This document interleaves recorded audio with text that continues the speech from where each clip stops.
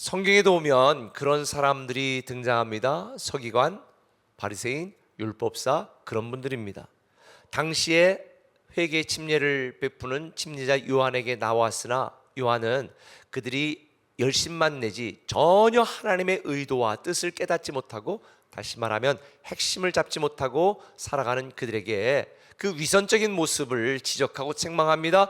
독사의 자식들아, 누가 너희 보고 침례를 받으라고 했느냐. 오늘날도 많은 사람들이 열심히 삽니다. 근데 핵심을 잡지 못합니다. 시편 127편 1절에 보면 이런 말 합니다. 여호와께서 집을 세우지 아니하시면 세우는 자의 수고가 헛되며, 여호와께서 성을 지키시지 않으면 파수꾼의 깨어있음이 헛되다는 거죠. 아무리 집을 세워도 하나님이 함께하지 않으면, 도와주지 않으면 집을 세우는 자의 수고가 헛되다는 거지요. 결국 하나님이 우리를 위하여 준비하고 예배하신 이 새로운 회복을 우리가 이루기 위해서는 열심만 내지 말고 신앙의 핵심 포인트를 잡아야 됩니다.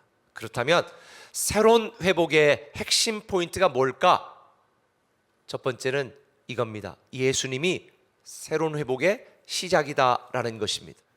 복음의 핵심인 이 예수님만이 무너지고 깨어지고 상처받고 망가진 우리 인생을 회복시키는 능력입니다. 누가복음 3장 3절은 말합니다.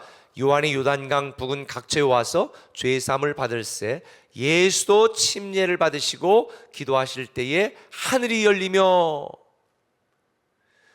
백성들이 침례 받을 때 예수님도 와서 침례를 받으셨다. 로마서 6장 4절에 보면 우리들이 받는 침례의 의미를 이렇게 설명합니다. 그러므로 우리가 그의 죽으심과 합하여 침례를 받음으로 그와 함께 장사되었나니, 이는 아버지의 영광으로 말미암아 그리스도를 죽은 자 가운데 살리심과 같이 우리로 또한 새 생명 가운데 행하게 하려 함이라. 물에 들어가는 것은 그리스도의 죽으심과 연합해 죽는 것이다. 물에 들어가면 죽잖아요. 그리스도와 연합해 죽는 것이다. 그리고 물에 들어가 물속에 있는 것은 그리스도의 장사 지냄과 연합하여 장사되는 것이다. 그리고 또 오늘 로마서 6장은 뭐라고 말합니까? 물에서 우리가 다시 나오는 것은 죽음에서 다시 부활하신 예수 그리스도와 부활하여 다시 사는 것이다. 이것을 니고데모에게 말한 것처럼 거듭남, 다시 태어남이라고 말하는 거죠. 왜 우리가 침례를 받을까요? 예수님도 왜 침례를 받으셨을까요? 로마서 6장 4절, 골로새서 1장 12절은 이렇게 말합니다. 우리로 또한 새 생명 가운데 행하게 하려 하심이라. 그래서 결국 당시에 요한이 베풀었던 침례는 물속에 들어가 죽었다가 다시 살아나는 이 죄의 사함의 침례였지만, 예수님이 받으신 침례, 또 예수님이 행하시는 침례는 새로운 인생의 시작, 새로운 회복의 시작을 의미합니다. 예수님의 침례는 성령님이 임한 영적 존재가 되어서 새로운 생명을 소유하고 영생을 사는 존재가 되었다는 것을 선포하고 증거하는 침례다. 그래서 예수님이 침례를 받으실 때에 하늘이 열린 거예요. 다시 말하면 예수님이 침례 받을 때 하늘이 열렸다는 것은 예수님을 믿는 자마다, 침례를 받는 자마다 새로운 인생이 시작된다는 것을 의미하고 상징하는 것이죠. 그래서 예수님이 침례를 받을 때에 하늘이 열린 것뿐만 아니라 열리고 성령님이 강림하시고 하늘에서 소리가 났어요. 자, 그게 22절 말씀입니다. 다시 한번 읽습니다. 시작. 성령이 비둘기 같은 형체로 그의 위에 강림하시더니 하늘로부터 소리가 나기를 너는 내 사랑하는 아들이라. 이걸 헬라어로 보면 많은 아들 중에 또 하나의 아들을 의미하는 것이 아니라 이는 내 유일한 아들이다. 다시 말하면 독생자다. 그런 의미인 거예요. 여러분들 중에 어떻게 새로운 회복을 내가 이룰 수 있을까? How, 어떻게 관심을 갖고 있는 분들이 있을지 모르겠습니다. 질문을 바꿔야 됩니다. 새로운 회복은 어떻게가 아니라 who, 누구와 함께 있느냐에 따라 달라지는 거예요. 예수 그리스도가 새로운 회복의 핵심 포인트입니다. 저는 여러분 모두 새로운 회복의 시작인 예수 그리스도를 믿고 알고 그분 안에서 그분과 함께 그분의 뜻대로 살아가려는 예수 그리스도의 은혜가 여러분에게 충만하게 임하기를 예수님의 이름으로 축원합니다. 한 걸음 더 나가서 한번 따라합시다. 예수님이 예수님이 새로운 회복의 완성이다. 새로운 회복의 완성이다. 자, 23절부터 한번 다시 읽어볼까요? 시작. 예수께서 가르치심을 시작하실 때에 30세쯤 되시니라. 사람들이 아는 대로는 요셉의 아들이니 요셉의 위로는 헬리요, 그 위는 에노스요, 그 위는 셋이요, 그 위는 아담이요, 그 위는 하나님이시니라. 족보가 거꾸로 됐어요. 왜 이 족보를 거꾸로 기록했을까? 우리 존재의 맨 위에는 누가 계시다? 하나님이 계시다는 거예요. 새로운 회복의 완성은 내가 주인으로 사는 것이 아니라 나를 구원하신 예수 그리스도를 내 인생의 주인으로 모시고 살 때 완성되는 겁니다. 제가 왜 다니엘 기도를 하라고 한 줄 아세요?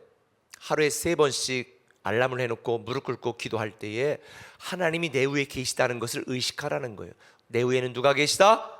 하나님이 계시다. 그런데 그렇게 살지 않고 망한 사람들의 족보가 소개됩니다. 누군지 아세요? 카인입니다. 가인은 아벨을 쳐 죽입니다. 그리고 부모를 떠났습니다. 그래서 굉장히 슬픔에 빠진 이 아담과 하와에게 또 다른 아들을 주셨죠. 그 이름이 누구죠? 셋입니다. 세 번째 셋. 이 셋이라고 하는 이름의 뜻은 뭐냐? 빈자리를 채우다, 대신하다라는 뜻입니다. 그러니까 하나님께서는 이 죽은 아벨을 대신하여 그 빈자리를 대신 셋을 통해 채워주신 거죠. 근데 이 셋이 아들을 낳았는데 그 아들 이름을 뭐라고 줬냐면 에노스라고 줬어요. 근데 이 에노스라는 이름, 히브리어 이름의 뜻이 참 난감합니다. 아니, 자식 이름을 형편없다, 깨지기 쉽다, 치유가 불가하다, 이런 뜻이란 말이에요. 왜 아들 에노스를 낳고 그 이름을 에노스라고 줬을까? 인간이 참 연약하고 악한 존재구나, 이걸 깨달았던 것 같아요.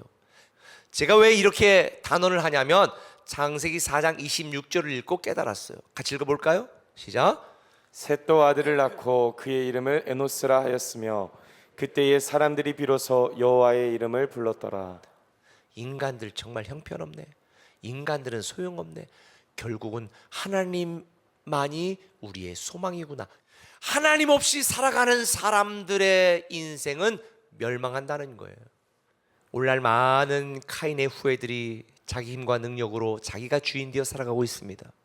그러나 우리는 셋의 후손답게 하나님의 이름을 부르며 우리 후에는 우리의 인생의 주인이신 예수 그리스도가 있다, 이 믿음으로 살아가야 새로운 회복을 이룰 수 있습니다. 우리에게는 두 가지 선택지가 있습니다. 예수님을 믿고 따르는 참 제자가 되어 새로운 회복을 경험할지, 아니면 세상 헛된 열심만 내다가 멸망할지. 우리에게는 두 가지 선택밖에 없습니다. 오늘날 많은 그리스도의 제자들이 있습니다. 그런데 짝퉁 제자, 무늬만 제자가 너무 많습니다.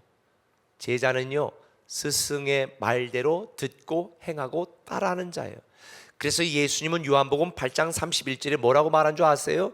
그러므로 예수께서 자기를 믿은 유대인들에게 이르시되 너희가 내 말에 거하면 참 내 제자가 되고 새로운 회복의 완성이신 예수 그리스도의 참 제자가 되어야, 알미 삶이 되고 알미 됨이 되어야 우리는요 새로운 회복을 누릴 수 있어요.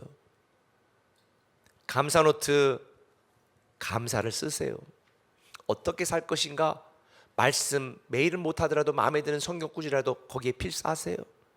그리고 오늘 들은 말씀을 내가 어떻게 살아낼 것인가 고민하세요.